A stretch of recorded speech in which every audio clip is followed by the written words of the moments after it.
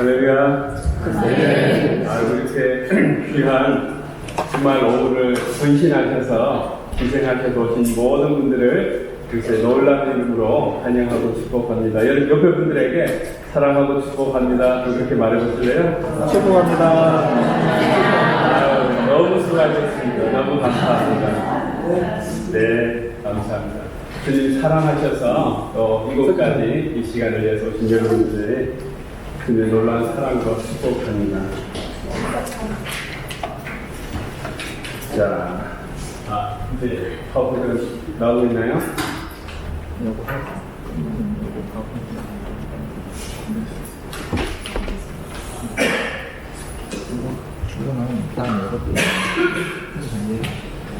네. 파워포인트 일단 좀 열어주시면. 이거 말고요. 지금 그거는 말고요. 좀 이따가. 네. 네, 맞습니다. 네. 일단 강의 전에 저를 조금 더 소개를 하고 여러분들과 이렇게 강의를 하면 보신 여러분들도 이해가 쉬울 거라고 제가 생각합니다.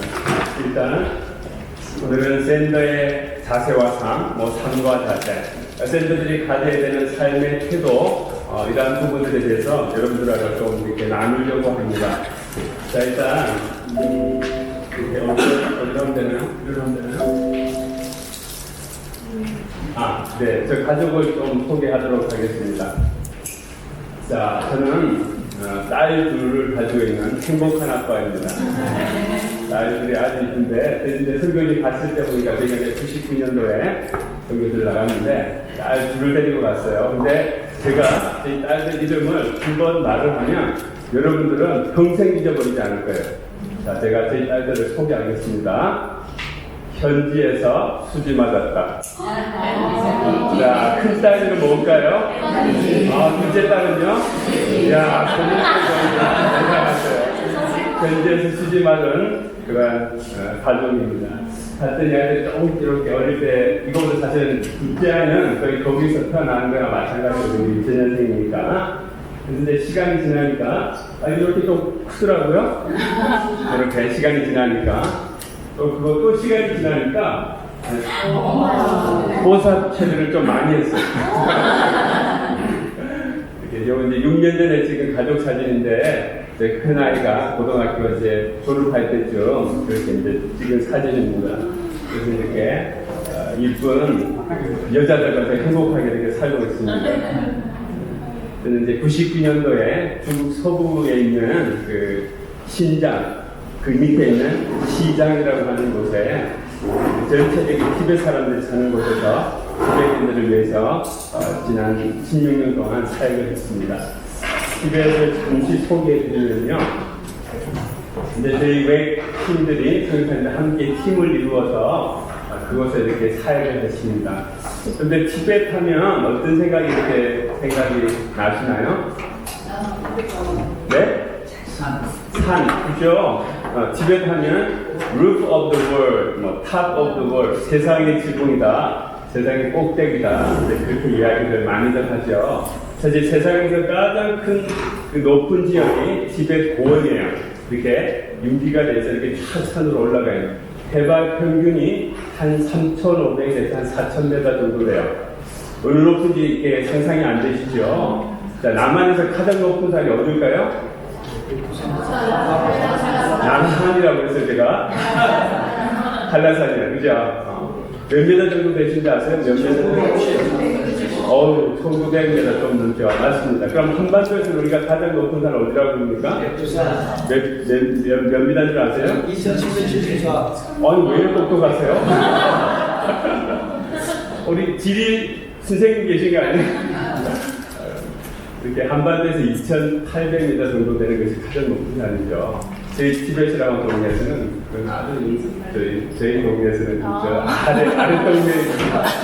자, 보통 한 2,000m 정도 넘어가면 고산 증세라고 하는 게 나타나요. 고산 증세라고 하는 게 어떤가 하면, 여러분들 대부분의 분들은 비행기를 한 번씩은 다 타보셨을 거라고 생각해요. 자, 비행기를 타고 이륙을 하잖아요, 그죠? 이륙을 하면 어떤 현상들이 여러분들 신체에 이렇게 나타나죠? 귀가 멍멍하고, 머리도 좀 어지럽기도 하고, 속이 울렁거리기도 하고, 모든 증상들이 이제 고산 증상이라 그렇게 이야기해요. 근데 보통 그 비행기 안에 있는 그 압이나 기압이나 이 산소나 모든 것들을 한 해발 2000m 전으로 이렇게 잡아놓는다고 해요. 그러니까 그게 넘어가면 언제든지 고산 증세가 나타날 수 있기 때문에 산소가 부족해지고 기압이 낮아지기 때문에 사람이 살기가 참 쉽지 않은 그런 환경이죠. 티베트 사람들은 보통 한 3,500에서 한 4,000m 되는 곳에서 그렇게 살아가고 있습니다. 자연 환경이 너무 열악하다 보니까 실질적으로 농사 지을 수 있는 게 없어요. 그래서 그럼에도 불구하고 하나님이 그들에게 은혜를 주셔서 한 3,000m 이상에서 자랄 수 있는 그 쌀볼이라고 하는 게 있어요. 그래서 그것들을 경작해서 농사가 가능한 지역에서는 그 쌀볼을 키워서 추수를 하면 이렇게 옥식이 나와요. 그래서 그것을 볶아서 이렇게 갈아서 먹는 그 사람들한테 주식이 되는 거죠. 그것뿐만이 아니라 고산에 가면 여러분들 그 등산용품 중에 우리 젊은 분들은 잘 아시겠다. 블랙 야크라고 하는 브랜드 아시죠? 위에서 드신 분도 아시는군요. 블랙 야크는 이 티베트에서는 아주 귀중한 그 사람들은 그 야크를 티베트 말로 놀부 이 말은 무슨 말인가 하면 보배 이런 뜻이에요. 그래서 보배와드 같은 존재. 그래서 그 야크 소의 털에서부터 고기, 가죽, 배설물, 우유 모든 부산물이 티베트 사람들에게는 너무너무나 소중한 그런 보배와 같은 존재이기 때문에 그래서 그 짬바라고 하는 그 쌀보리 가루하고 볶음 가루하고 야크 버터를 섞어서 뭉친 것이 그 짬바라고 하는 건데 그것들을 가지고 이 사람들 주식으로 삼고 살아가고 있습니다.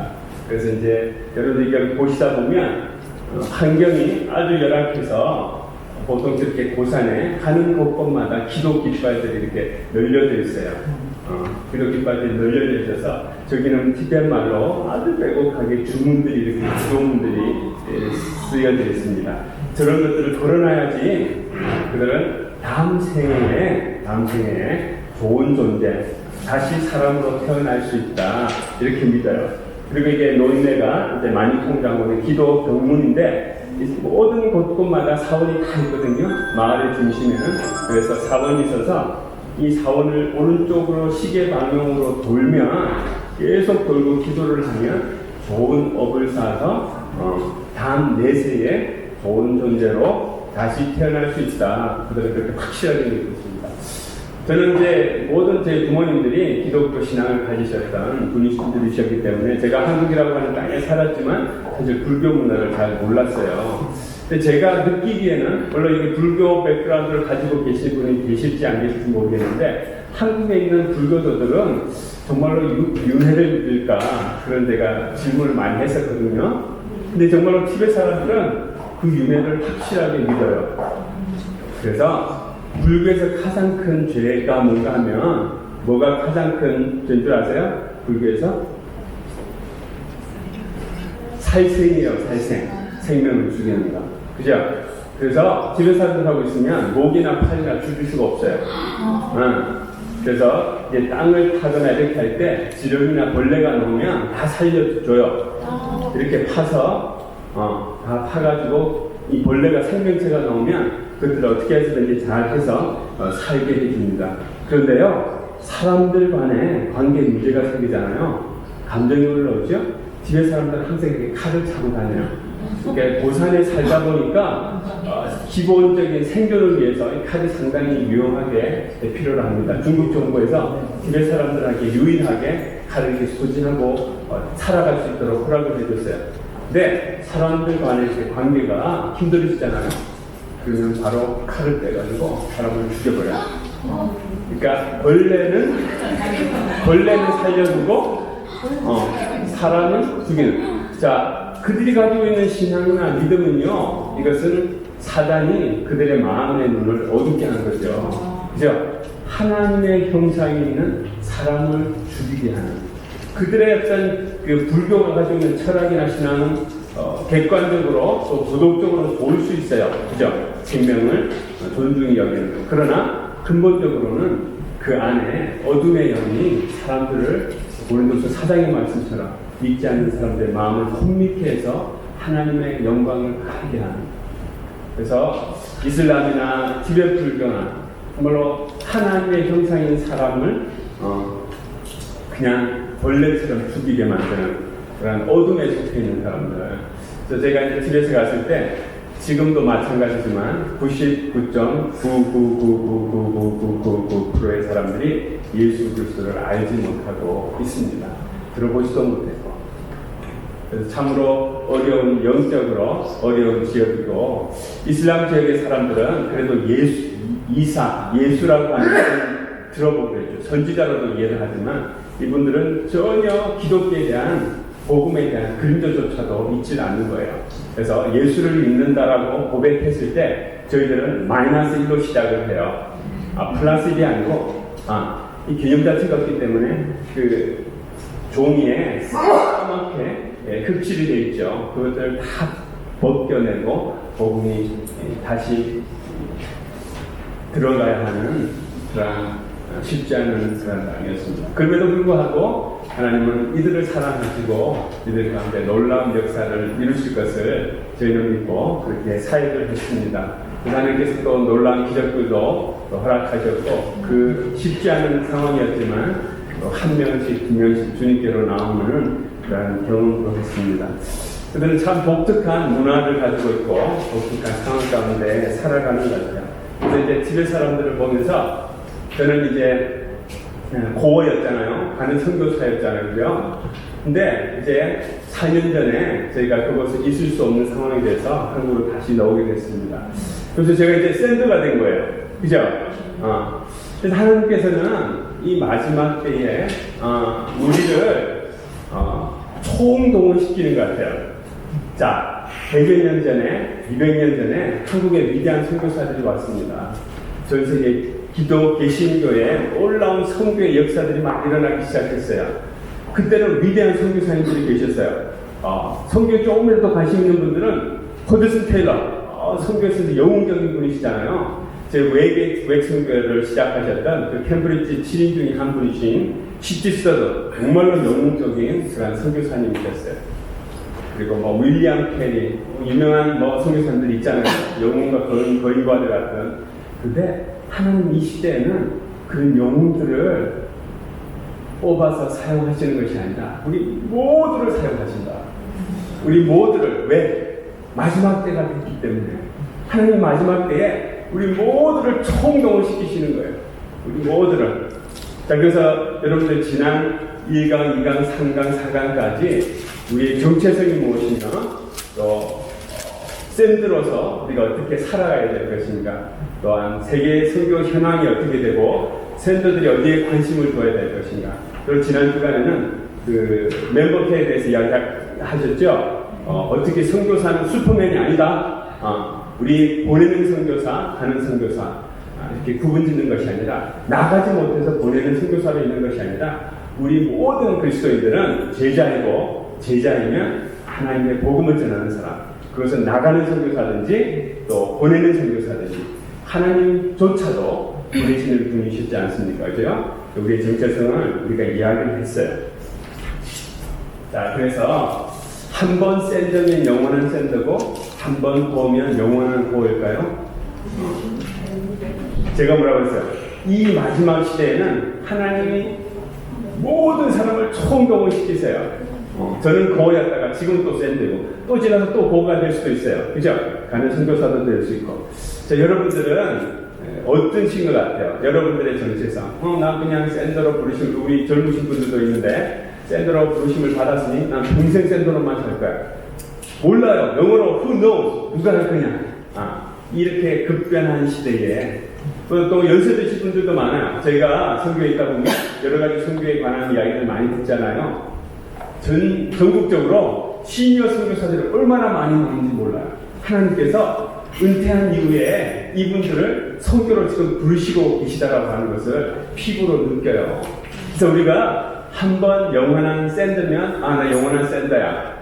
한 번 가는 고면 영원한 고야. 이것이 아니라 마지막 때에 어떤 영웅적인 한두 사람을 사용만 하시는 것이 아니라 우리 모두를 이 하나님의 복음 증가하는 이 성도로 우리 지금 부르고 계신다고 하는 거예요. 자, 여러분들 두 분이서 잠시 내가 영원한 샌들과 한번 두 분이서 한번 좀 이야기를 한 1, 2분 정도 한번 해보세요. 여러분들 정체성이 무엇인가? 아니, 나 이렇게 평생 힘들어서 살면 좋겠어. 내가 정말로 영원한 샌들과 혹시라도 하나님이 나를 부르시지 않을까? 지금 1, 2, 3, 4강을 다 들으셨는데 두 분이서 한 1, 2분 동안 여러분들의 정체성에 대해서 한번 다시 잠시 여러분의 느낌을, 여러분의 정체성에 대한 느낌을 한번 나눠보시기 바랍니다. 두분두분 좀 나눠보세요.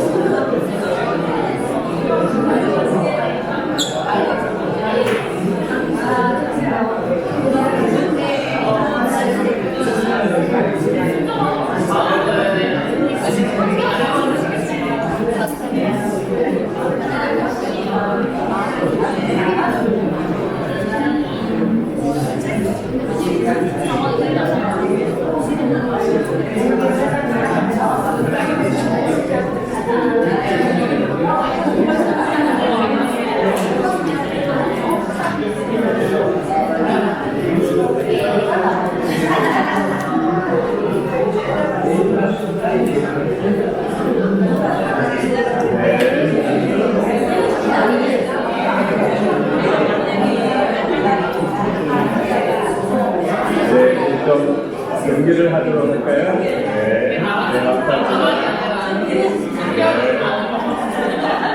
감사합니다. 네. 자, 앞쪽으로 다 이렇게 주목해 주시고요. 아우, 내가 샌더였는데 내가 보호인 것 같아 하시는 분 손 한번 들어보세요. 없어요? 아, 저기 보시는 보호? 나가는 성교사? 우리 성교사님. 모범을 보이시나요? 대부분은 이제 환경적으로나 사회 학적으로 이제 샌더들이 많겠죠. 그러면 사실 오늘의 강의는 사실은 샌더나 보나 같은 선교하는 사람은 동일한 삶의 자세와 태도를 가져야 돼요. 그러나 오늘 저는 샌더의 관점에서 좀 더 샌더의 삶의 자세에 대해서 좀 나누고자 합니다. 자, 그 첫 번째 비디오 한번 좀 들어주시겠어요? 여러분들 이제 이 토요일 오후 나른한 오후인데 조금 힘드실 수도 있어요. 제가 여러분들 좀 이렇게 세우겠습니다. 한번 다 일어나 보십시오. 이 비디오에 나오는 한 3, 4분 정도 되는 비디오인데 따라 하시는 분이 있으실지 모르겠어요. 이게 춤추는 비디오예요. 네. 춤추는 비디오인데 한번 따라 해보실 수 있으면 한번 좀 운동을 해보시면 좋으실까요? 잘 보세요.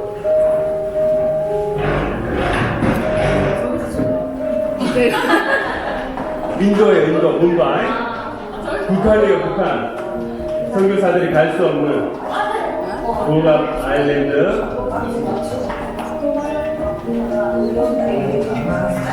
오스트레일리아, 호주고요. 네덜란드 갔어. 숨을 쉬고. 쿠웨이트요. 계속 주는 거예요, 계속. 멕시코도 갔고요. 아이슬란드.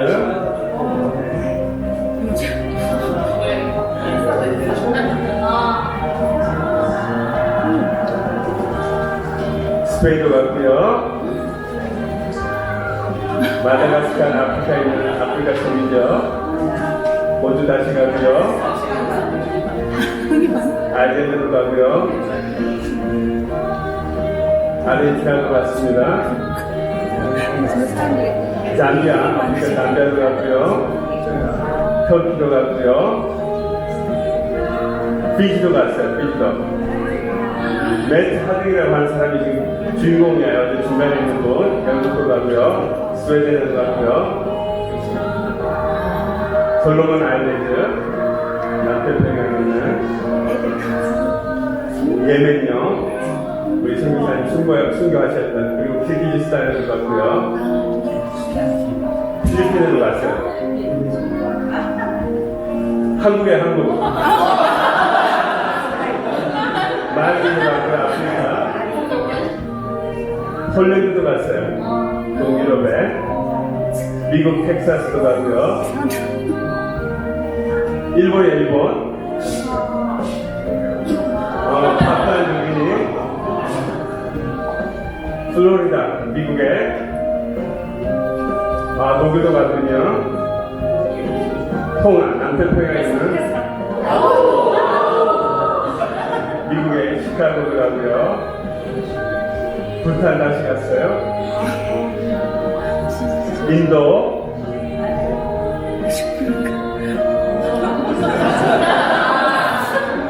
다시 본주 시드니에요. 포르투갈에 갔어요. 다시 대한민국입니다. 사우스 남아프리카, 포항도. 뉴욕도 갔고요. 도쿄 갔어요, 도쿄. 통화.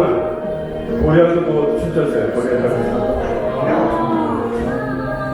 남아프리카 희망봉이네요. 파나마, 동남미에, 요르단, 마다가스카르, 뉴질랜드도 갔네요. 모로코도 갔어요, 북아프리카. 네덜란드 다시 가고요. 미국 아틀란타, 조지아도 가고요. 멕시코도 가고, 벨기움에도 가고, 캘리포니아도 가고, 대만도 갔네요. 밴쿠버, 캐나다, 미국도 가고요. 브라질에도 가고요. 독일 다시 가서, 싱가포르, 미국, 캘리포니아 가고, 텔아비브, 이스라엘 가고, 예루살렘, 프랑스도 가고요. 케벡, 몬트리올, 네바다 우주, 한국 나사도 갔습니다. 캘리포니아 다시 가고요. 브라질 상파울로, 워싱턴 시애틀이고요. 네, 감사합니다. 비디오 꺼주시고, 앉아서 주시면 감사하겠습니다. 춤 같이 추셔야 되는데, 춤을 같이 추셔야 되는데, 같이 따라서 춤을 추면 좋은데, 에너지가 많이 나요. 자, 이 비디오는 뭔가 하면, 매트 하딩이라고, 이 사람은 비디오 게임 제작자였는데, 매트 하딩이라는 사람이 2008년부터 전 세계를 돌아다니면서, 그냥 우연히 그냥 재밌게 돼서 춤을 춰서, 또 거기 있는 분들하고 같이 했는데 사람들이 이렇게 몰리는. 그래서 이것도 유튜브에 올리니까 사람들이 막 보기 시작했어요. 와! 그래서 여러분들 같은 대부분의 나라들이 소교지예요, 실은. 그죠? 그런데 그 샌더의 삶과 자세가 바로 이 매트 하딩과 같은 삶이었으면 좋겠다.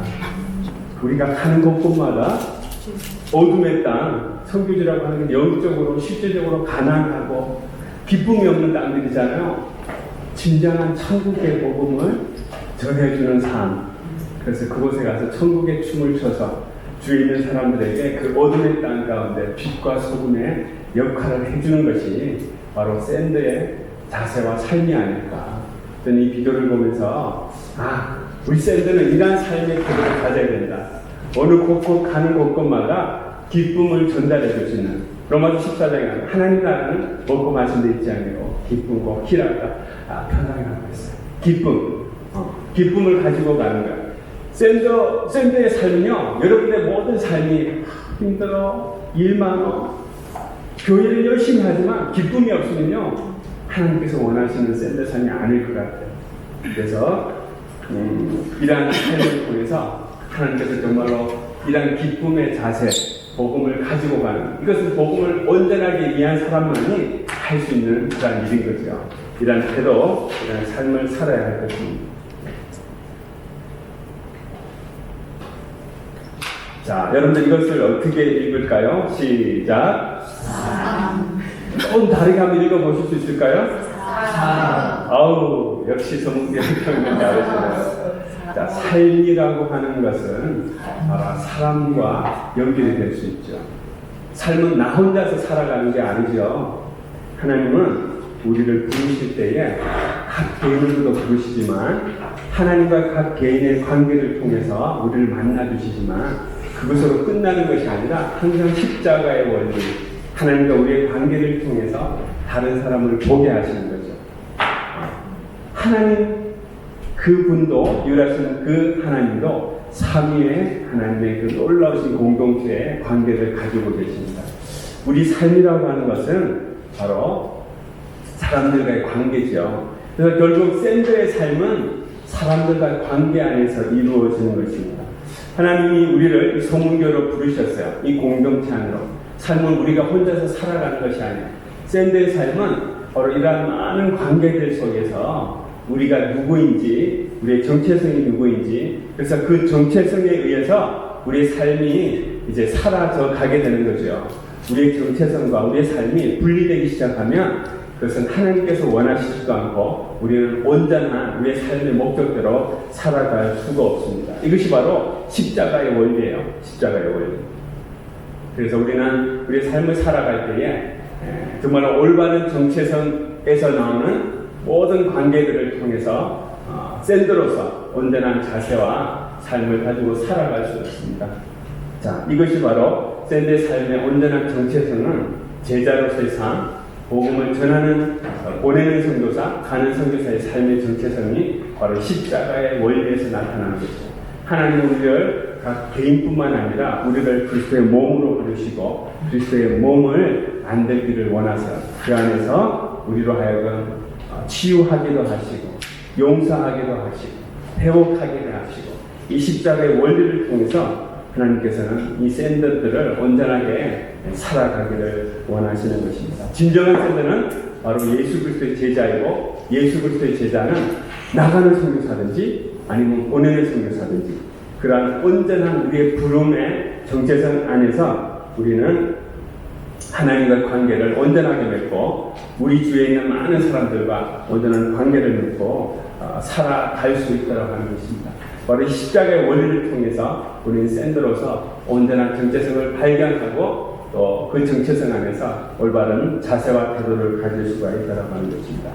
자, 예수 그리스도를 인격적으로 만났다라고 하는 것은 어떤 의미가 있을까요? 여러분들은 극적으로 예수를 만난 분들도 계실 것이고 아니면 모태신앙부터 부모님 때로부터 그냥 자연스럽게 신앙을 가진 분들도 계실 거예요.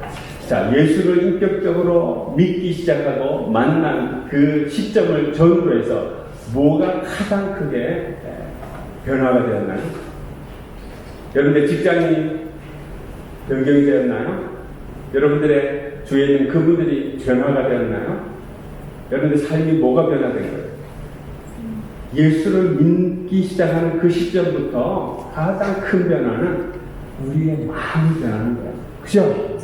예수를 우리가 믿었다고 주위의 환경이 변하고 상황이 변하나요? No! 절대 그런 일 없습니다. 예수를 인격적으로 만났다고 하는 것은 내 마음에 놀라운 변화가 일어나기 시작했다는 거예요. 그래서 세상을 바라보고 사람들을 바라보고 있는 그 나의 삶의 자세와 태도가 새롭게 변화되었다고 하는 것을 예수를 만났다, 예수를 인격적으로 경험했다, 이렇게 이야기하는 것이에요. 바로 예수를 진정으로 믿은 것은 우리의 내면의 변화로부터 시작되는데 저는 이제 선교사님들을 끊임없이 발굴하고 그들을 훈련시키고 이렇게 내보내는 일을 지난 4년 동안 해왔습니다. 어떤 선교사님 후보생이 이제 와서 이제 저희들 프로그램 안에 간증하는 시간이 있었어요. 교회의 모태신앙으로 아주 잘 자란 자매였어요. 그런데 그녀가 중고등학교 때부터 참 신앙생활을 잘했어요. 근데 아주 똑똑하고 공부를 잘했는데 자기가 원하는 대학을 갈 수가 없었어요. 재수를 했는데 그럼에도 불구하고 또 자기가 원하는 대학을 갈 수가 없었어요. 대학을 들어갔는데 이제 삶의 환경이 많이 변화가 되었죠. 대학을 가니까 새로운 친구들도 만나고 새로운 환경 속에서 세상 문화 가운데 나아가게 됐어요. 그러다 보니까 주일날 되면 아주 성숙한 자매로 교회 반주도 하고 봉사도 하고, 그러나 일주일간의 삶은 엉망진창이었어요. 매일 술 먹으러 다니고 남자친구를 사귀게 되고, 결국은 자신의 몸을 남자들에게 주어버리는 그런 심각한 지경까지 가버리게 됐어요. 엄청난 고통 가운데 그 내면 안에 있는 괴리와 갈등, 주일날의 그의 모습과 평일의 그의 모습은 전혀 다른 삶을 살고 있었어요. 고통 가운데 있다가 하나님을 다시 경험한 거예요. 인격적으로 만났어요. 그녀의 삶은 전혀 변한 게 없었어요. 그러나 예수님을 다시 만나기 시작했을 그때에 그의 마음이 변화가 되었고, 다시 한번 그녀는 하나님께 자신을 드리면서 내가 선교사로 살겠노라고 고백하기 시작했다고 하는 간증을 저에게 했습니다. 그 이야기 들으면서 이 자매님이, 이 선교사님이 이제 변화가 되었구나. 변화가 된 그 내면의 동기는 바로 십자가를 온전하게 깨달았기 때문에. 그 십자가라고 하는 것이 무엇일까? 바로 여기에 나오는 용서와 치유와 회복의 그 하나님을 경험하기 시작하면서 그는 주님을 위해서 나가는 선교사로 헌신했어요. 그러면서 그의 마음 안에 열정이 새롭게 생겨나기 시작했어요. 삶의 목적이 무엇이고 내가 무엇을 위해 살아야 되는가, 하나님의 사랑이 무엇인지, 그 선교사의 열정이 아니라 하나님의 열정이 그 선교사의 마음 안에 심겨지기 시작했습니다. 자, 우리는 보통 선교를 생각할 때에 현지인들이 긍휼히 여겨지고 불쌍히 여겨서 너무 안타까워서 이런 마음으로 선교를 하신 분들이 꽤나 돼요. 좋아요. 나쁘지 않아요. 그러나 선교의 시작은 그 현지인들이 불쌍해서 시작되는 것이 아니라 우리가 하나님을 만남으로 인한 그 인격적인 만남에서 시작되는 거예요. 성경의 모든 역사를 보면 하나님의 열심이 나와요. 우리 이 타락한 영혼들을 향한 하나님의 열심, 하나님의 열정이 성경 창세기부터 요한계시록까지 나타나고 있어요. 샌드로스의 삶의 가장 중요한 시작은 바로 열정이에요. 열정. 복음을 사랑하는 열정. 그것은 우리에게서 시작된 것이 아니라 성경 처음부터 끝까지 하나님의 열정이 우리로 하여금 선교에 대한 열정, 복음으로 살겠다라고 하는 열정을 우리 가운데 주시는 것입니다. 여러분들 그 열정이라고 하면 패션이라고 영어로 그렇게 이야기하죠. 패션, 열정이라고 그렇게 이야기합니다. 이 선교의 열정은 우리가 가진 것이 아니라 하나님으로부터 시작됐어요. 우리가 하나님을 인격적으로 만나기 시작하니까, 그 복음을 이해하기 시작하니까 이 선교하겠다라고 하는 열정이 나와요. 자, 열정이라고 하는 이 패션이라고 하는 단어는 사실은 그 헬라어와 라틴어에서 나온 단어예요. 여러분들 그 영어로 PASSION, 패션이라고 하는 단어를 치면요, 뜻이 두 가지가 나와요. 하나는 열정, 또 다른 하나는 인내, 고통을 견디는 인내, 이렇게 나올 거예요. 순환, 고난, 이렇게. 그래서 Passion of the Christ, 이게 멜 깁슨이 진 영화의 제목인데, 이 열정이라고 하는 것은요, 그리스도의 고난, 이렇게 해석도 될 수 있어요. 열정하고 고난하고 이게 어떻게 같은 단어일까? 이 헬라어의 파스코라고 하는 이 단어가 바로 이 패션이라고 하는 영어의 어원이에요, 어원. 이것은 바로 고난, 고통을 뜻할 때 이 패션이라고 하는 단어를 씁니다. 하나님의 열정이 이 고난과도 같은 것이다. 자, 이 고난이라고 하는 것은 고통을 감내해낼 만한 인내하는 감정, 그 강렬한 감정은 열정, 그렇게 표현하고 있습니다. 예수님이 그 고난을 당하셨잖아요. 우리가 선교를 하면 보내는 선교사든 가는 선교사든 고난과 고통이 항상 수반이 됩니다. 그러나 그것을 인내할 수 있는 그 강렬한 감정이 바로 열정이라고 하는 거예요. 만약에 그 열정이 우리에게서 시작되면, 상황이 변화되면 우리는 언제든지 놓아버릴 수 있어요. 내가 샌드로스 살아가다가 상황이 어떻게 변화되면 그만두지. 샌드의 삶의 자세는요, 그러한 것을 잊지 않는다. 상황이 변화돼서 내가 내려놓는 그 열정이 아니라 예수 그리스도의 복음의, 피의 복음의 그것 때문에 우리가 열정을 가지고 있는 것. 내게 주어진 그 복음의 놀라운 그 비밀들을 내가 깨닫기 시작할 때에 바로 우리 가운데 열정이 시작되는 거예요. 그 열정은 나에게서 나오는 것이 아니라 바로 하나님을 만난 그 인격적인 모양을 통해서 열정이 시작되는 것입니다.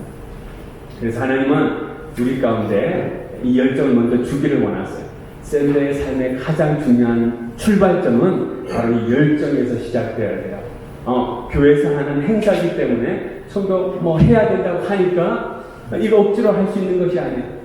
고난이 오고 어려움이 와도 내가 복음을 정말로 제대로 이해했다면 하나님의 열정을, 하나님 그 열심을 이해할 것이고 나도 그 열심에 같이 동참할 수 있는, 바로 하나님을 사랑하기 때문에 우리는 샌드로스의 삶을 살아갈 수 있다라고 하는 것입니다.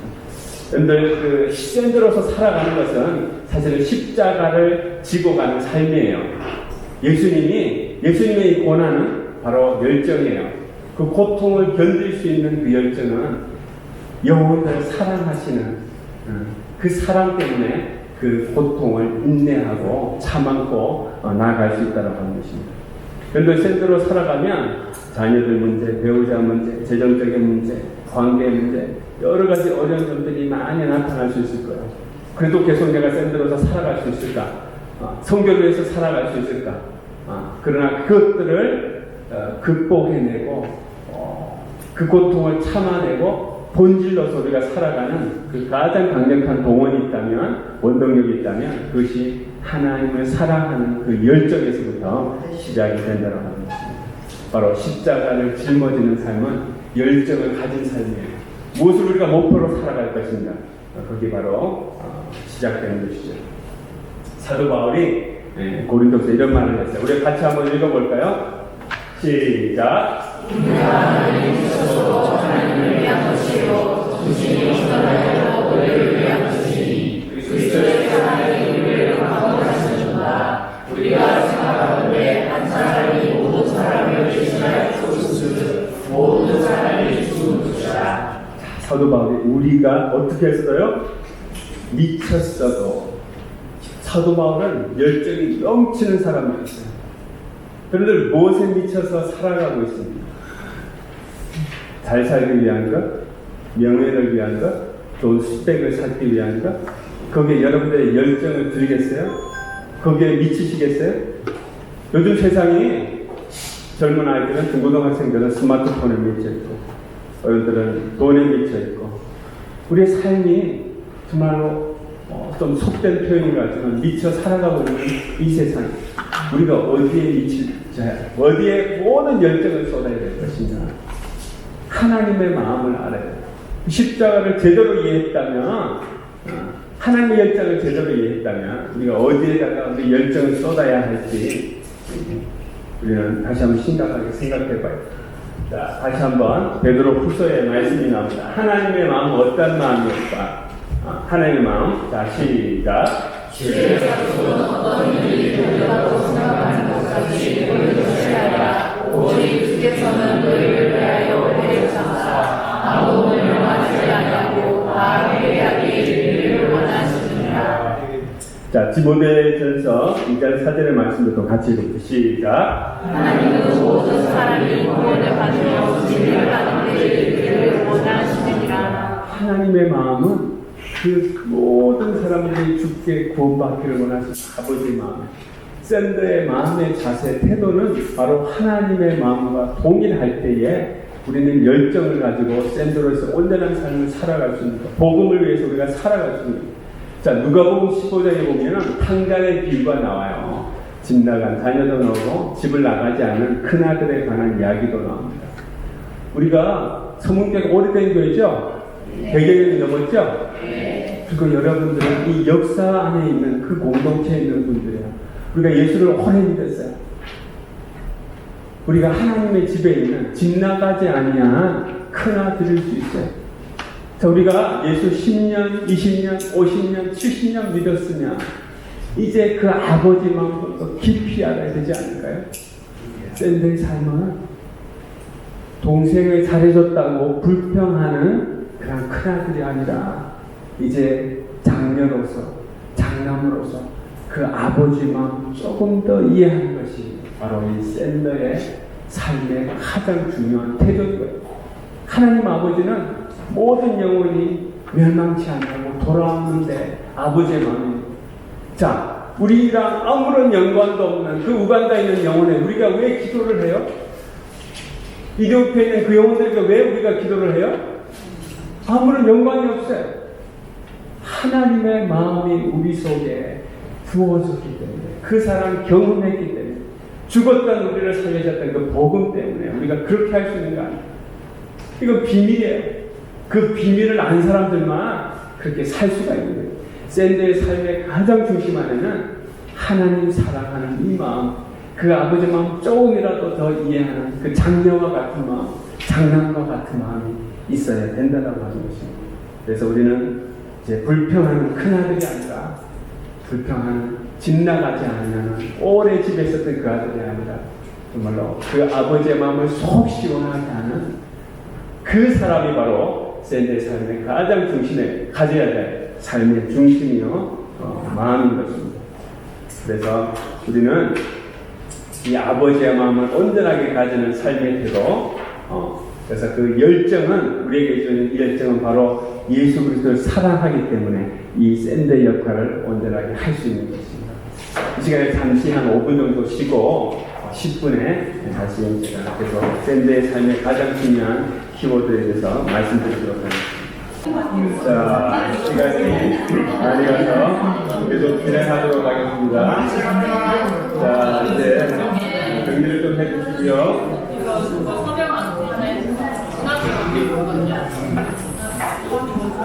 자, 정리를 좀 해주시고요. 자, 이제 샌더의 삶의 자세의 가장 중요한 4가지 요소들에 관해서 좀 나누도록 하겠습니다. 샌더의 삶의 가장 거룩한 요소들이 4가지 중요한 키워드가 뭐냐? 자, 다 같이 한번 읽어볼까요? 시작! 거룩, 믿음, 희생, 교제. 자, 이 4가지가 샌더의 삶에 있어서 가장 중요한 4가지 키워드가 된다. 제가 좀 그렇게 설명을 나누도록 하겠습니다. 자, 제일 첫 번째, 뭐죠? 거룩. 자, 여러분들 거룩하면 어떤 느낌이 오세요? 거룩하다, 거룩한 삶을 사는 분이다. 거룩하면 어떤 느낌이 있어요? 정결, 구별, 아우, 이게 신앙교육이 잘 됐네요. 하기오스, 구별됐다는 뜻이죠, 그죠? 구별된, 하나님께로부터 구별된 것, 정결한 것, 또, 어떤 삶의 모습이 있을까요? 새벽에도 열심히 나오는 것, 말씀 열심히 보는 것, 기도 열심히 하는 것, 그죠? 많은 사람들이 거룩하다 이러면 어떤 모양들을 생각을 많이 하세요. 한국 교회 교인들은 거룩한 사람은 어떤 종교적인 행위나 활동들에 이 거룩이라고 하는 그 포인트를 많이 두고 있는 게 상황인 것 같습니다. 사실 그런 모양도 거룩의 한 모양이죠. 가장 기초적인 것이고, 그 열심히 봉사하고, 기도 열심히 하고, 말씀 보고, 또 그런 태도를 가진 그런 모양들, 행위들, 아주 중요한 기초 중에 하나입니다. 그러나 실제적으로 이 거룩이라고 하는, 샌드로스의 삶의 가장 중요한 거룩이라고 하는 것은 실제적인 것 같아요. 그래서 실제적인 거룩은 어떠한 것인가? 바로 우리의 생각과 우리의 마음과 행동이 거룩한 것, 세상과 구별된 것을 이야기하는 것 같아요. 저희가 이제 그 98년도에 선교 훈련을 위해서 인도 그 동북 쪽에 있는 그 캘커타라고 하는 곳에서 제가 몇 달을 살았어요. 제가 그곳에 가니까 저희를 도와주시기 위해서 한 선교사님이 저희에게 오셨어요. 그래서 그 시내에 나가면 그 관조소가 있어요. 거기 가서 관조를 아주 잘 쳐준대요. 그러는 거예요. 그래서 그분과 함께, 그 선교사님과 함께, 저희를 도와주기 위해서 오신 그 선교사님과 함께 시장을 나갔어요. 그러니까 그 관조소가 공식적으로 되어 있는 그런 관조소가 아니고 암달라상이었어요. 근데 저희 선교사님은 같은 선교 소속이 아니라 그냥 한국 선교사님이셨는데 저희들에게 잘 안내를 해주신 거죠. 그분의 관점에서. 아니, 한 분이라도 더 관조를 잘 받아서 섬겼으면 좋지 않을까. 과연 그것이 하나님이 우리에게 원하시는 것일까? 제 마음 안에 그러한 질문이 일기 시작했어요. 하나님이 한국에 있는 성도들을 통해서 헌금을 하게 하셔서 선교비를 보내는데 암달러 환율로 보내셨을까? 고민이 되기 시작하는 거예요. 내가 이곳에서 그 인도라고 하는 땅은 불법과 부정과 비리가 아주 심한 땅이거든요. 이곳에서 내가 하나님의 거룩함을 나타내야 되는데 세상과 구별된 것인데 종교적인 모양의 거룩함이 아니라 내 삶과 내 마음과 실제적인 생활에 있어서 내가 하나님의 거룩함을 어떻게 나타낼 것인가 고민이 되기 시작했습니다. 이 거룩이라고 하는 것은 종교적인 모양을 나타내는 것이 아니라 우리의 마음이 변화되고 우리의 삶이 실제적인 그런 도전들 앞에서 위험과 손해를 감수하는 삶을 거룩한 삶이다. 여러분들 샌드로서 내가 조금 부정을 하더라도 선교 헌금을 많이 해야지. 이것이 하나님께서 원하시는 거룩한 삶이 아니다라고 하는 거예요. 내가 직장 생활을 성실히 하지 않냐고 시간을 더 빼서 내가 선교 일을 해야지. 그것이 거룩한 삶의 모양이 아니다라고 하는 거예요. 실제적인 거룩은 하나님께서 원하시는 그 삶, 구별된 삶을 살아가는 것이 실제적인 거룩이다. 그렇게 이야기하는 거예요. 그래서 샌드의 가장 중요한 삶의 자세의 키워드 중에 하나는 이 거룩이라고 하는 거죠. 자, 요즘 가장 인기 있는 아저씨가 있어요. 어떤 아저씨인 줄 아세요? 택배 아저씨, 택배 아저씨. 그죠? 택배 아저씨 오면 환영, 문을 열고 이렇게 환영하잖아. 물건 배달해주는 아저씨. 자, 택배 아저씨를 제가 좀 소개하는 거는 인기가 있어서가 아니라, 자, 택배 아저씨의 임무가 뭐예요? 그죠? 정확하십니다. 물건을 온전하게 이렇게 배달하는 거예요. 배달 사고 나지 않게, 물건 파손되지 않게, 그죠?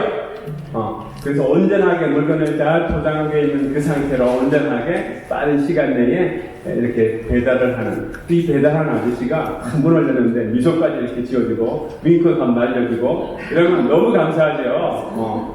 포장을 잘 된 것을 아주 이렇게. 그런데 그의 임무는 그렇게 해주면 정말로 탁월한 그의 임무를 다한 삶의 자세를 가지고 살아가는 거죠. 근데 이 택배 아저씨가 주말에 어떤 일을 하는지는 관심 없어요. 그죠? 그가 술집에 가서 호랑방탕하게 생활을 하든지, 많은 여자친구를 사귀든지, 남자친구를 사귀든지, 이분의 삶에 관해서 그분의 임무는 택배를 온전하게 잘 전달하고 거기까지 서비스까지 해주면 그분은 최고의 그 삶을 살아가는 태도를 가지고 있는 거죠. 그러나 샌드의 삶은 택배 아저씨의 삶이 아니에요.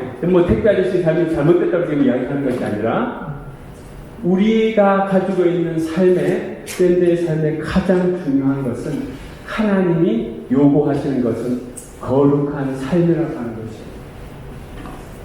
우리가 샌드라고 하면 많은 사람들이 어떤 일의 중점을 가지고 있어요. 샌드로서 선교사님들을 잘 케어하고 엠페이드도 잘 돌보고 실제적인 그런 일만 하면 샌드가 잘하는 것인 줄 우리는 착각하고 있는 경우도 있어요. 물론 그러한 일 섬김이 아주 중요합니다만은 하나님께서는 그 마음의 중심을 보십니다. 진정한 샌드의 삶의 자세의 핵심은 뭔가 하면 내 마음이 거룩하나. 레위기 19장에 2절에 이런 말씀이 있죠. 너는 이스라엘 자손의 온 회중에 말하여 이르라. 너희는 거룩하라. 이는 나 여호와 너의 하나님이 거룩하니라. 우리는 택배 아저씨처럼 우리가 해야 되는 선교의 사명은 일을 해서 마치는 것이 하나님께서 요구하시는 임무가 아니에요. 하나님과 같이 거룩하라고 하나님 우리 가운데 지금 말씀하고 계시는 거예요.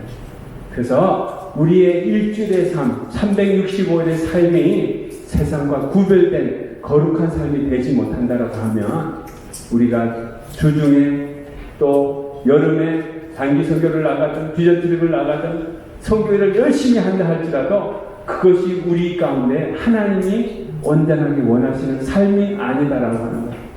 샌드의 삶의 가장 기초는 하나님과 같이 거룩한 삶을 사는 것이죠. 그래서 세상으로부터 구별된 삶. 그래서 일만 하고 임무만 다 하면 끝이 나는 것이 샌드의 삶의 자세가 될 수 없다라고 하는 거예요. 24시간의 삶, 365일의 모든 삶이 하나님과 같아지는 겁니다. 그렇게 되기 위해서는 우리의 마음이 새로워져야 됩니다. 그래서 너희는 이 세대를 본받지 말고 오직 마음을 새롭게 함으로 변화를 받아 하나님이 선하시고 기뻐하시고 온전하신 뜻이 무엇인지 분별하라고 로마서 12장은 그렇게 우리에게 도전하고 있는 것이에요. 이제 우리 새롭게 된 그 마음으로 세상을 바라보기 시작하는 것, 그것이 구별된 삶을 살아가게 하는 근거가 되는 것이에요. 샌더는 이러한 다음 주에 이제 실제적인 일들을 많이 나누실 것인데 그러한 일들만 해서 끝나는 것이 아니라 샌더의 삶에 가장 중요한 중심이 있다면 그것이 바로 하나님과 같이 거룩한 삶을 살아가는 것입니다. 사명의 본질은, 우리 거룩한 삶의 본질은 새롭게 변화된 그 마음에서 이루어지는 것이다. 그래서 샌더의 삶의 가장 중요한 키워드는 바로 거룩한 삶. 바로 이것이 샌더들이 가져야 되는 가장 중요한 4가지 키워드 중에 하나인 것입니다. 자, 두 번째로는 믿음이에요. 믿음. 샌더가 가져야 되는 자세 중에 하나 중에가 온전한 믿음을 가지는 것입니다. 자, 믿음하면 이 믿음은 구원에 이른 그런 믿음을 이야기하는 것이 아니에요. 그래서 제가 영어로 trust, 신뢰하는 것이다. 이렇게 지금 표현을 하고 있어요. 자, 예수님을 믿고 살아간다는 것. 이게 어떤 의미를 이야기하는 것일까요? 요한복음에 보면 예수님께서 하나님과 우리의 관계를 양과 목자의 관계로 설명을 하고 계십니다. 목자의 주임은 뭐죠? 양을 돌보고 생명을 책임지는 거예요. 절체절명의 그 순간에 생명을 책임지는 것. 그럼 양은 어떻게 해야 되죠? 전적으로 그의 목자에 순종하는 삶을 살아야 되는 것이에요.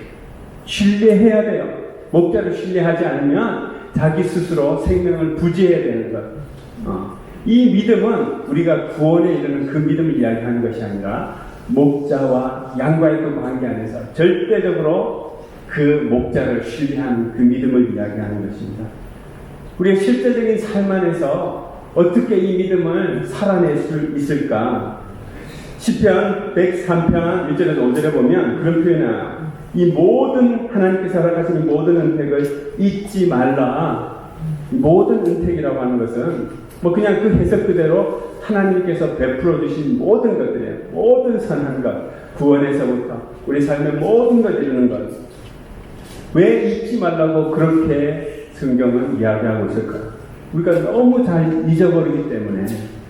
그래서 우리가 하나님 신뢰할 수 없는 거예요. 너무 잘 잊어버리기 때문에. 세상에 나가 살아보니까 하나님의 그 은혜, 교회 왔을 때는 그 은혜가 믿음으로 받아졌다가 실제로 삶 안에 나가보니까 그것을 잊어버리는 거예요. 그러다 보니까 하나님께서 주신 그 모든 은혜, 은택들을 잊어버리지 마라. 그렇게 이야기하는 거예요. 이 시편 103편 말씀을 통해서 하나님이 누구시며 또 그가 하신 일이 무엇인지를 새롭게 우리로 하여금 기억나게 하라. 그 말씀을 지금 하고 있는 거예요. 그런데 우리가 살아가는 갈등이 있어요. 이 세상을 살아가는 것. 두 가지 영역에서 모든 그리스도인들은 갈등하며 살아가는데 이 두 가지 영역이 뭔가 하면 인생을 살면서 두 가지 영역에 갈등하는데 하나는 우리가 이해할 수 있는, 눈으로 볼 수 있는 이해하는 영역과 우리가 이해하지 못하는 영역이 있어요. 이 두 세계가 항상 우리를 갈등스럽게 만들어요. 신앙생활에 있어서. 자, 쉽게 말하면 이런 거예요.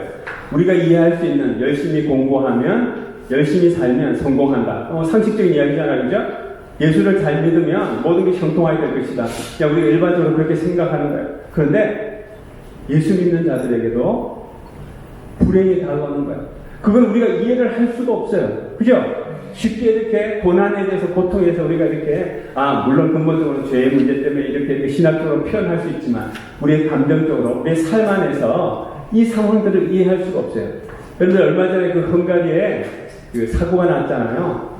저희 선교회 한 이사님, 그분의 처남내외가 그곳에 가서 사고를 당하고 생명을 잃었습니다. 온 가족이 아주 극심한 고통 가운데 지난 한 달여간의 시간을 보내고, 물론 장례는 잘 치렀습니다. 그 장로님께서 하신 말씀이 참 은혜롭게 하나님께서 많은 것들을 은혜를 주셨습니다. 그렇게 고백했어요. 우리는 이런 상황들을 이해할 수가 없어요. 이 상황에서 우리가 어떻게 하나님을 신뢰하고 믿고 따라갈 것인가. 우리가 이해할 수 있는, 눈으로 볼 수 있는 이 상황과 우리가 이해할 수 없는 이 상황 속에서 우리가 어떻게 살아갈 것인가. 이때 필요한 것이 믿음이라고 하는 거예요. 내가 샌드로에서 삶을 잘 살고 싶어요. 그죠? 그런데 내가 이해할 수 없는 영역들이 발생을 해요. 그럼 이 간격들 사이에서 내가 어디를 믿고 신뢰하고 가야 될 것인가? 바로 그 하나님이라고. 나를 구원하신 그 하나님. 이 두 세계가 싸움하고 갈등할 그때에 내가 붙잡아야 될 것은 바로 그 하나님이라고 합니다. 히브리서 11장에 그런 말씀이 있죠. 믿음은 바라는 것들의 실상이요 보지 않는 것들의 증거다. 선지들이 이로써 증거를 얻었다고. 보이지 않고 바라는 것이에요. 이것은 미래에 관한 것이에요. 그리고 보이지 않아. 이때 그분을 믿고 따라가는 것. 자, 신뢰하고 믿는다라고 하는 그 의미는요, 이코는 뭔 말인가 하면, 지금 이 상황을 내가 이해할 수 없어요. 그 말을 하고 있는 거예요. 무슨 말인가 아시겠죠? 내가 믿고 신뢰해요. 이 말은 지금 내가 이 상황이 이해가 완전히 되지 않아요. 그럼에도 불구하고 내가 당신을 믿고 따라가겠습니다.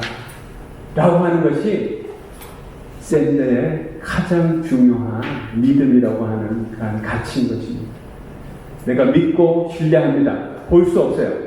이해할 수 없어요. 그럼에도 불구하고 내가 주님을 믿고 따라갑니다. 선교사의 삶은, 보내는 선교사의 삶, 가는 선교사의 삶은 바로 이 믿음이 너무나 중요한 것입니다. 자, 믿음이라고 하는 것은 어떤 공식이 아니에요. 공식이 아니에요. 이렇게 하면 우리가 믿음을 가지고 신뢰할 수 있다. 이런 공식이 아니에요. 그런데 마가복음 9장에 보면은 그 귀신 들린 아이가 있는데, 이 아이들을 제자들이 기도했는데 못 고쳐서 예수님께로 데려오고, 예수님께서 믿는 자에게 능치 못한 일은 없다 하고 그 마귀를 명하시고 쫓아냅니다. 그리고 제자들이 와서 물어요. 주님, 왜 우리는 그렇게 하지 못합니까? 우리가 주님 말씀하신 대로 했는데 왜 그렇게 할 수가 없었어요. 예수님께서 그렇게 말씀하세요. 이런 이유는 이전 성경에는 기도와 금식에는 이러한 이유가 나갈 수 없다고 그랬어요. 요즘 성경은 그냥 기도 위에는 이렇게 표현되고 있어요. 자, 거기에 기도라고 하는 원어적인 의미는요, 사실 옛날 성경이 좀 더 표현이 맞는 것 같아요.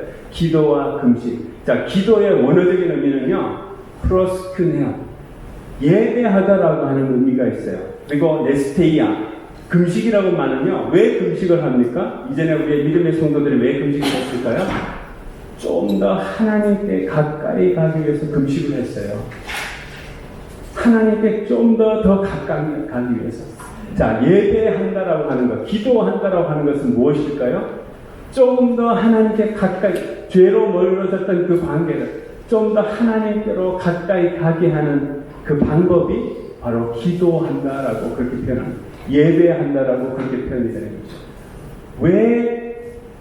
자, 우리가 그런 경험이 있으신 분들인데, 귀신을 쫓아낼 때는 손을 얹고, 방언으로 기도하고, 이렇게 공식으로 이야기할 수 있어요. 그렇게 해라. 어떤 데 가면 방언을 이렇게 가르쳐 준다고 하더라고요. 이런 공식으로 하면 될 거다. 믿음이라고 하는 것은 이런 공식이 아니에요. 하나님과의 관계 가운데 들어가요. 예수님께서 지금 이 어린아이의 귀신을 쫓아내게 하는 것, 그 능력이 어디서 나느냐? 바로 이런 이유는 기도로서만, 기도와 금식으로서만, 하나님과 친밀한 관계에 있는 그 상황에서 이루어지는 것이다. 지금 이렇게 말씀하고 있는 것입니다. 믿음이라고 하는 것은 손을 얹고 방언으로 기도하고 이런 공식을 가지고 나타낼 수 있는 모양이 아니다라고 하는 거예요.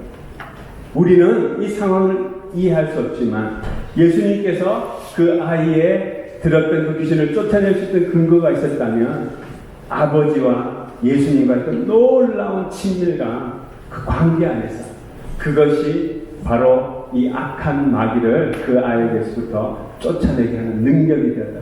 그것이 바로 믿음이라고 지금 이렇게 이야기하고 있습니다. 믿음이라고 하는 것은 하나님과 우리와의 관계의 친밀감을 연습하는 거예요. 믿음의 선진들이, 성경에는 그 많은 믿음의 선진들을 보세요. 모세도 그랬고 다윗도 그랬고, 하나님과 그 깊은 관계, 친밀감을 가진 사람, 그 사람이 능력 있는 사람일 수 있어요. 12제자들이 그것을 보지 못했어요. 예수님이 하는 모형을 봤을 수도 있죠. 자, 샌더가 살아가는데, 동시께서 잘하니까 우리도 그 모형을 가지고 이렇게 저렇게 해보자 할 수도 있어요. 그런 사역들도 할 수도 있고, 많은 일들도 일으킬 수 있지 모르지만, 그 안에, 보이지 않는 그 안에 정말 하나님께서 역사하시는지 아닌지는 바로 하나님과 우리의 그 깊은 관계 안에서 드러나기 시작합니다. 진짜는 위기의 상황에서 드러나지 않습니까? 바로 우리가 샌드로서 온전한 삶을 살아가기 위해서는 이 하나님을 온전하게 신뢰하는 그 시험의 단계를 거쳐서 깊은 하나님의 관계 안으로 들어가는 것, 그때에 우리는 온전하게 그 믿음의 삶을 살아가게 됩니다. 이 어떤 그림인 줄 아세요? 이 영어의 내용은 뭔가 때때로 하나님이 우리 속에 골리앗과 같은 그런 존재를 두신다. 왜? 우리로 하여금 우리 속에 있는 다윗을 발견하게 하기 위해서. 하나님 우리를 믿음을 계속 좀 키우기를 원하세요. 이 말씀은 뭔 말인가 하면 하나님 우리가 정말로 가까워지기를 원하신다라고 합니다. 이해할 수 없는 그 골리앗과 같은 우리 삶 안에 여러 가지 일들이 벌어지고 있지 않습니까? 그죠? 난 지금 이해할 수 없어요. 내가 예수님 믿고 따라오고 내가 정말 샌더로서 보내는 성경의 삶을 살기를 원하는데 내가 지금 이해할 수 없는 상황을 맞이해요. 그때는 하나님께서 내 안에, 내 삶 안에 골리앗을 주셨구나. 사람들은요, 골리앗이 얼마나 힘이 센지 봤어요. 그러나 다윗은 뭘 봤죠? 하나님이 얼마나 위대하신지를 본 사람이 다윗인 것이에요. 그렇게 볼 수 있는 것은 바로 믿음이라고 하는 거죠. 그 믿음 어디서 나왔어요? 하나님과 다윗의 그 친밀한 관계 안에서, 변화된 마음 안에서 그들을 볼 수 있는 것입니다. 하나님 우리의 믿음을 증진시키기 위하셔서 우리를 테스트하시기도 하죠. 그래서 우리 삶 안에 우리가 이해할 수 없는 그 상황들을 때때로 주시기도 합니다. 그때 필요한 것이 바로 믿음이라고 하는 거예요. 나는 이해할 수 없지만 주님 신뢰하고 따라갑니다. 이것이 바로 믿음이라고 하는 거예요. 보내는 선교사의 삶의 가장 중요한 또 다른 요소가 바로 이 거룩을 맞이하고 또 믿음이라고 하는 이 내용인 것입니다. 그래서 여러분들 삶 안에 이런 골리앗과 같은 이해할 수 없는 큰 산이 다가올 그때에 하나님 제 속에 있는 다윗을 일으켜 세워주시옵소서. 믿음의 눈으로 이 골리앗과 같은 상황 가운데서 그 위대하신 하나님을 볼 수 있는 믿음을 주시옵소서. 그렇게 하기 위해서 주님께로 더 가까이 하는 그런 귀한 샌드의 삶이 될 수 있도록 여러분들 날마다 기도하시기를 축원합니다. 자, 세 번째는 희생이라고 하는 것. 복음을 위해서 기꺼이 희생하는 삶. 자, 여러분들 요즘 뭐 그런 말들을 하죠. 제가 이런 말하면 꼰대라고 하는 소리를 들을 수 있는데 요즘 젊은 사람들에게 이 희생이라고 하는 단어가 개념이 바뀌었다. 희생 그럼 여기서 뭐 어떤 느낌이 드세요? 어떤 느낌이 드세요? 희생? 네? 희생 그러면 많은 사람들이 부담스럽다. 내가 굳이 그것까지 희생이라고 하는 단어가 요즘 같은 세상에 그렇게 환영받는 단어는 아닌 것 같아요. 내가 손해보는 거. 내가 그죠? 손해보는 거. 그 누가 손해보려고 그랬어요? 그죠? 요즘 같은 이런 좀 이기적인 세상에 희생이라고 하는 것. 이 단어가 우리에게는 참 부담스러운 단어로 다가옵니다. 그런데 자, 우리의 생각을 좀 바꿀 필요가 있어요. 우리 생각을 좀 바꿀 필요가 있어요. 내가 복음을 위해서 정말로 희생해야 된다? 내가 왜 손해를 보고 살아야 될까? 샌드로서의 산다라고 하는 것은 내 삶의 우선순위를 복음을 위해서 내가 살겠다라고 하는 그렇게 선포하는 거거든요. 내 삶의 우선순위를 생명을 구하는 그 복음에 내가 두겠다. 이렇게 하는 것이 바로 희생의 삶이에요. 내가 다른 사람을 축복하기 위해서 축복의 통로로서 내가 살겠다라고 하는 것이 희생인데, 이 개념을 조금 우리는 다르게 생각할 필요가 있어요. 순서를 좀 바꿔서 생각해요. 자, 희생하면 내가 뭔가를 해야, 손해보아야 될 것이라고 생각하는데, 이 생각의 순서를 조금 바꿔서 우선순위가 무엇이냐, 내 삶의 우선순위를 어디다 둘 것인가. 자, 거기서부터 시작을 하면 좋을 것 같아요. 자, 예를 들어서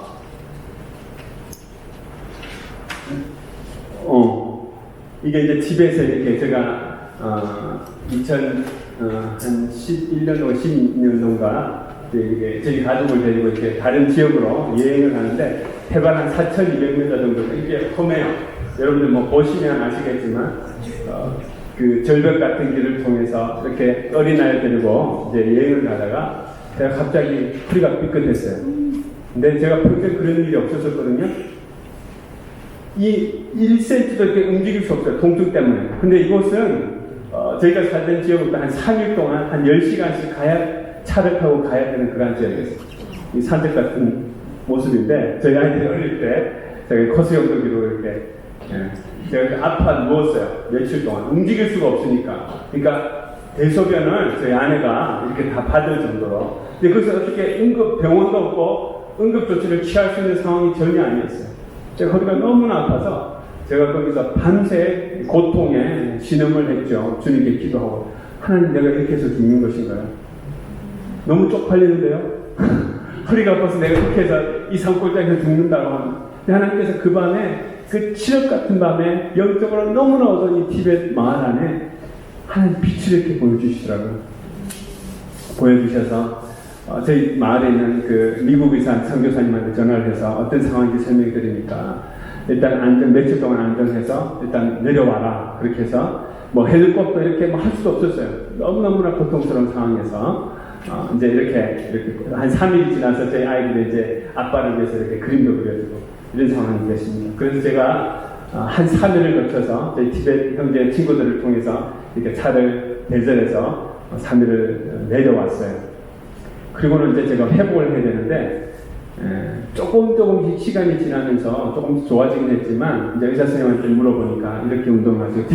급성 디스크가 왔던 것 같아요. 고산에 가면 별의별 신체 증상이 다 일어나니까. 그래서 제가 기본적으로 좋아하는 일들을 하나도 할 수가 없었어요. 몸을 움직일 수가 없었으니까. 그죠?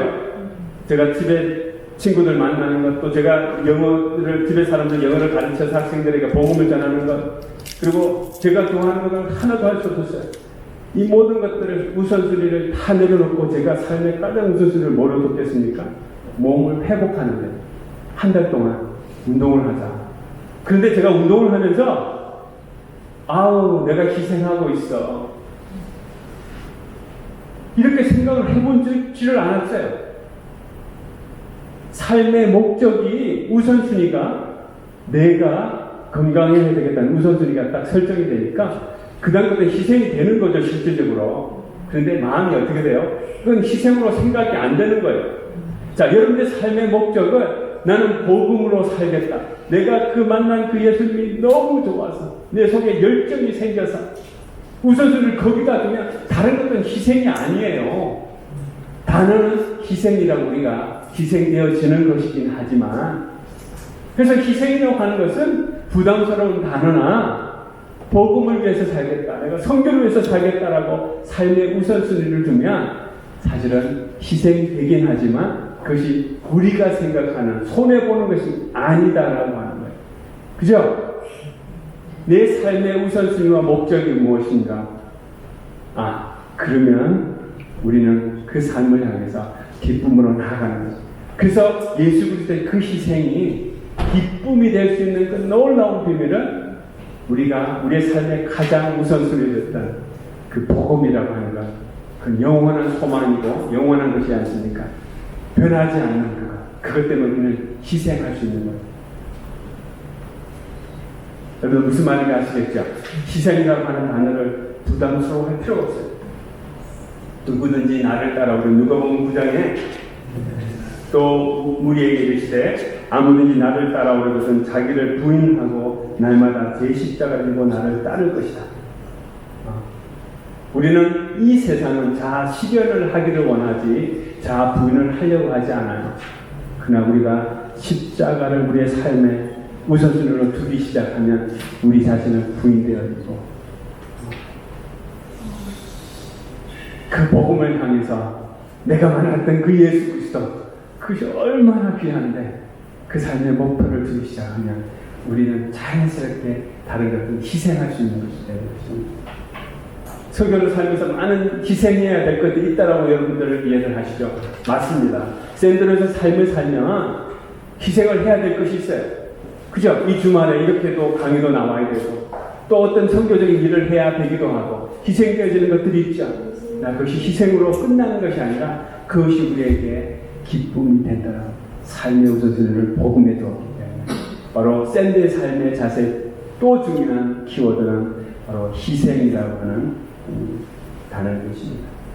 여러분들의 삶의 환경이 다 다를 거예요. 그러나 나도 남들처럼 그렇게 편안하게 멋지게 재밌게 살았으면 좋겠네.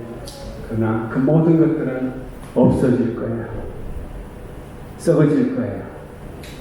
그러나 우리는 영원한 소망 때문에 거기에 삶의 우선순위를 두기 시작하면 그것은 희생이 아니라 즐거움으로 전혀 다른 개념으로 이렇게 다가갈 것입니다.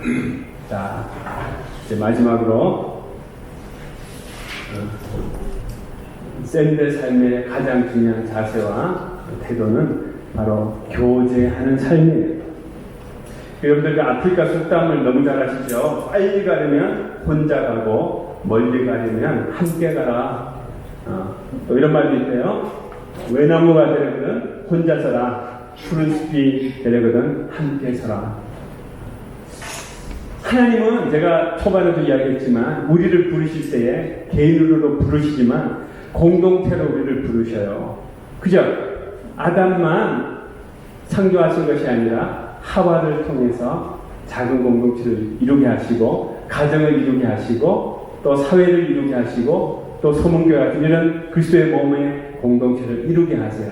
바로 그것이 하나님의 선하신 뜻이에요. 그래서 우리는 혼자서 살아갈 수가 없어요. 샌드의 삶 안에 가장 중요한 것은 또 교제라고 하는 이 키워드입니다.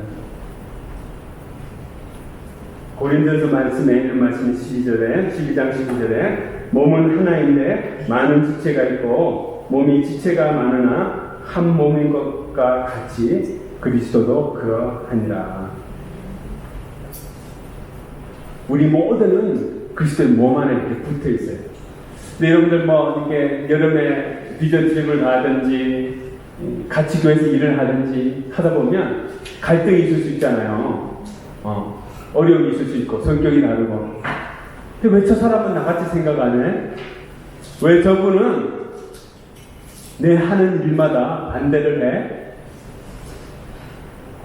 우리는 우리와 동일하게 생각하고 우리와 동일하게 행동하기를 바라는 그런 경향이 있습니다. 그러나 코의 기능이 다르고요.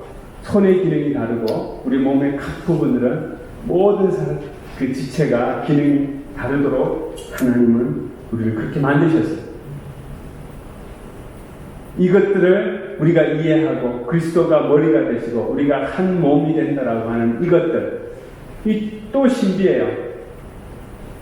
이러한 교제를 이해하는 마음이 없이는 샌드로스의 삶을 살아가기 어렵습니다.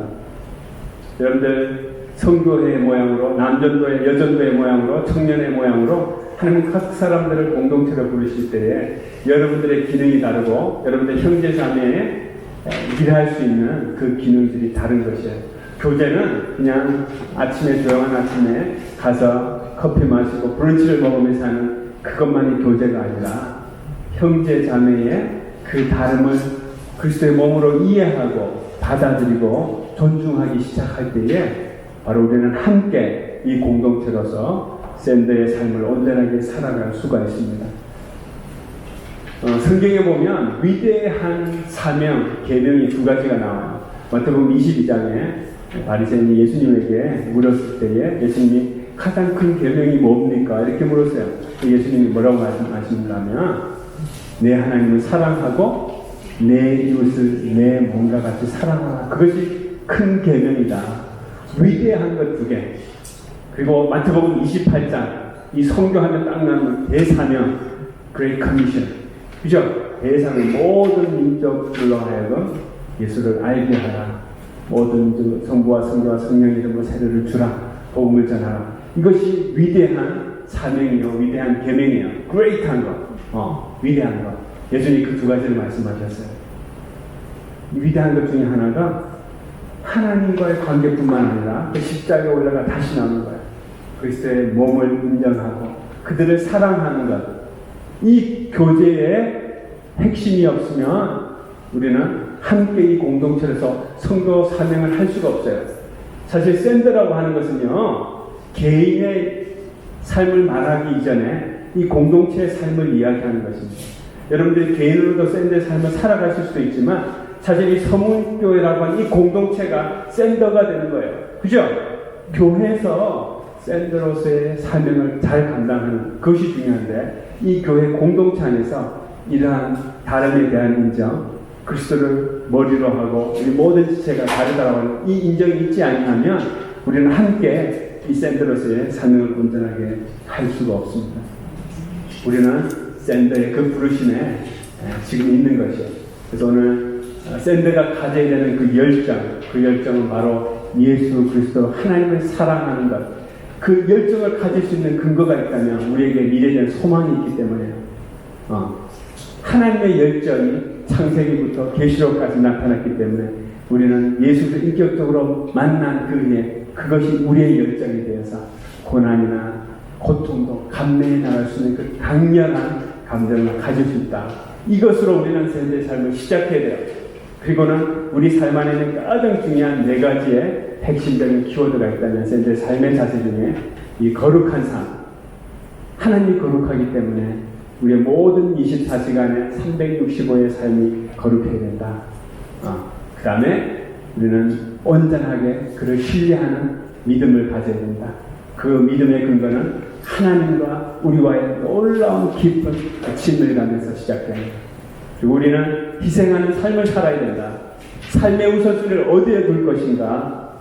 그리고 네 번째는 다른 사람을 나와 같이 사랑하는 그리스도 몸 안에서 이 샌드의 삶의 가장 중요한 자세가 이 네 가지의 키워드가 되어야지 우리는 온전하게 이 샌드로서의 삶을 잘 살아갈 수 있을 것 같습니다. 그래서 이 샌드스쿨을 지나가면서 실제적인 그런 부분들을 또 우리 배우고 실천해야 되겠지만 그 모든 삶 안에 바탕이 되어지는 그 정신, 가치, 그 믿음은 이 거룩한 삶, 믿음의 삶, 희생의 삶, 이 교제의 삶이 될 때에 우리는 온전한 보내는 선교사로서 우리는 살아갈 수 있다. 또 이러한 말씀들을 여러분들의 권면해드리고 그런 샌드가 되시기를 주님의 이름으로 축복합니다. 이 시간에 제가 찬양을 하나 이제 영어 찬양이긴 해요. 그런데 이제 한글 가사가 있긴 한데 이 찬양을 보면서 들으면서 주님 한 분만 내 삶 안에 주인이 되어주십시오.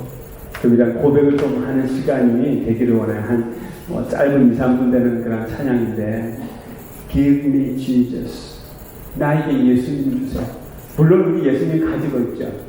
그런데 가사의 내용을 보면 내가 아침에 일어날 때 그때도 예수님 주시옵소서. 내가 홀로 있을 그때도 내게 예수님 주시옵소서. 내가 죽음의 일을 그때 내 죽음이 다가오는 그때도 나에게 예수님 주시옵소서. 그런 내용의 찬양이에요. 그런데 우리는 많은 일들을 행하고 교회 일을 열심히 하고 봉사도 할 수 있고 보내는 선교사 열심히 일을 많이 할 수도 있지만 만약에 그것이 우리에게 그 자체가 우리에게 기쁨을 주고 우리가 누구인지 준다면 우리가 그런 일을 할 수 없을 때 우리는 너무너무나 실망하고 낙담할 거예요. 많은 사람들이 은퇴 이후에 정체성이 혼란이 온다고 그러지 않아요?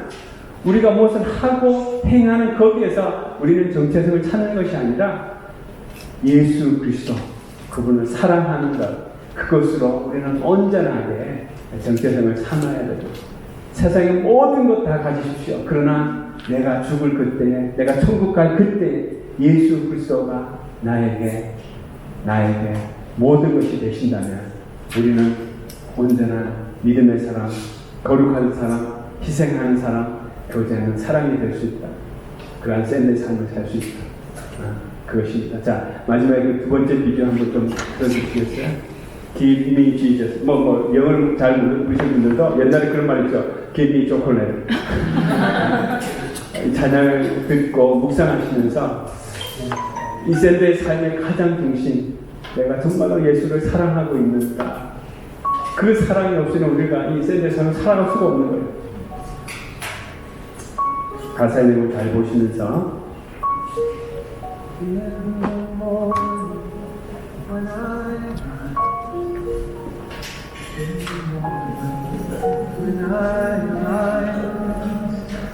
In the morning,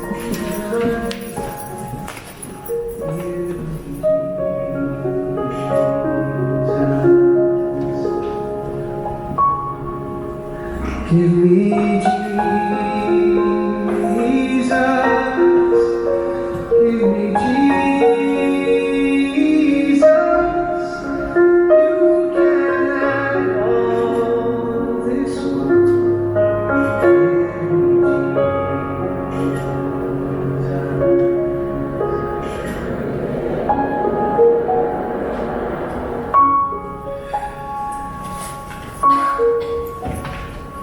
And when I am alone, oh, I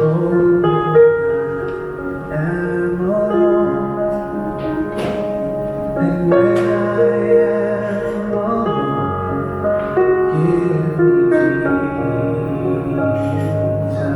alone,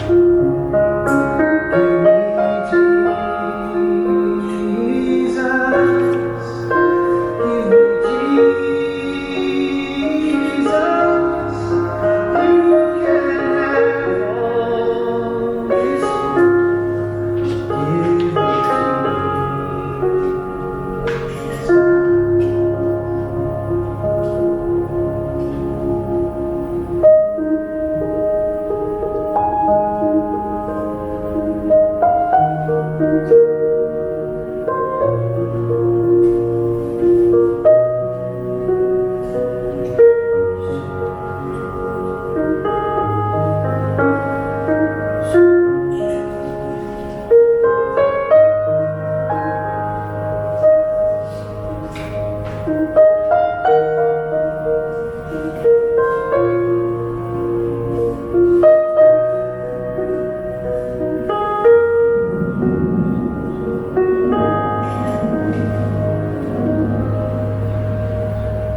And when I come to die, oh, and when I come to die,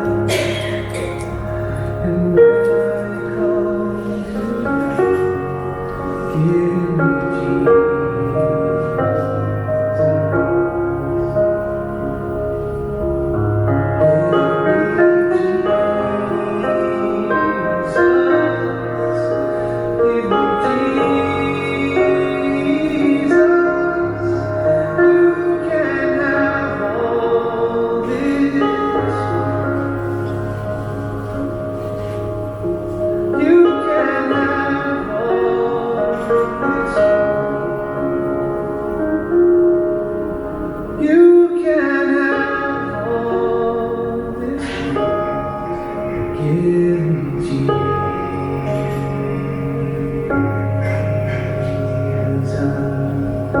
자, 이 시간 함께 같이 기도하도록 하십시다. 여러분의 정체성은 나가는 선교사든지 보내는 선교사든지 그리스도의 모든 제자들은 정체성을 가지고 있습니다. 나가시든지 이곳에서 보내는 선교사로 있으시든지 우리의 삶의 중심의 태도와 자세는 바로 믿음과 거룩과 희생과 교제라고 하는 놀라운 기초 아래 우리의 삶이 이루어져야 할 것입니다. 시간에 주님 들어서 물로 주님 사랑하는 그 열정으로 다시 한번 보내는 선교사로서의 삶을 살기를 원합니다. 이 시간에 좀 하나님께 그렇게 고백하는 그런 기도를 하고 마치도록 하겠습니다. 같이 기도하십시다.